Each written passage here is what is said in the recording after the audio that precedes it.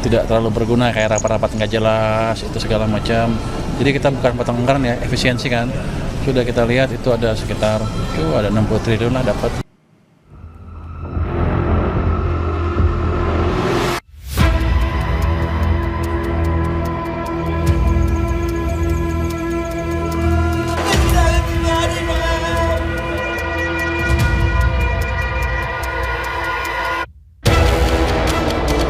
Saya ingatkan, tidak boleh ada penyelewengan, tidak boleh ada korupsi di semua entitas pemerintahan.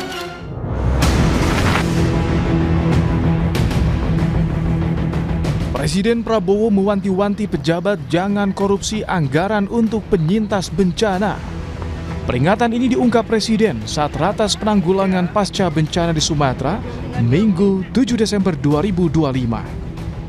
Anggaran pemulihan bencana di Aceh, Sumatera Utara, dan Sumatera Barat ditaksir mencapai 51,82 triliun rupiah. Dari estimasi ini, BNPB mengungkap Aceh menjadi provinsi yang memerlukan dana paling besar, yakni 25,41 triliun rupiah, lantaran lebih dari 30.000 rumah di Aceh hancur akibat diterjang banjir dan longsor. Sementara, biaya pemulihan di Sumatera Utara memerlukan 12,88 triliun rupiah dan Sumatera Barat 13,52 triliun rupiah.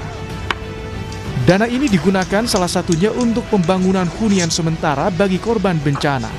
Kementerian PU dengan penjumlahan dari 3 provinsi, estimasi yang diperlukan dana adalah sekian, Bapak Presiden, 51,82 triliun. Hunian tetap, Bapak Presiden, setelah Huntara jadi, kemudian dibangun hunian tetap, kami mohon yang relokasi, yang harus pindah, itu kami mohon dari Kementerian PKP yang membangun, Bapak Presiden. Kemudian yang tanahnya tidak harus pindah, karena mungkin banjirnya dampaknya tidak terlalu besar bagi keluarga itu sehingga tidak harus pindah, tapi rumahnya rusak, itu kami perbaiki oleh Satgas BNPB. Presiden Prabowo menyebut pemerintah pusat akan mengalokasikan dana khusus bagi pemerintah daerah terdampak bencana. Prabowo mengalokasikan anggaran 4 miliar rupiah atau 2 kali lipat dari usulan Mendagri sebesar 2 miliar rupiah per kabupaten kota dan 20 miliar rupiah untuk provinsi. Anda minta 2M per kabupaten ya? Saya kasih 4M. Ya. Yang paling berat ya. Kirim 20M. Nanti Sumatera Utara berapa, nanti gubernurnya suruh ketemu saya. Saya tidak mau ada pihak-pihak yang menggunakan bencana ini untuk memperkaya diri. Menteri Keuangan Purbaya Yudi Sadewo memastikan anggaran pemulihan bencana sesuai usulan Presiden dan BNPB sudah siap. Purbaya bilang anggaran berasal dari efisiensi APBN tahun depan.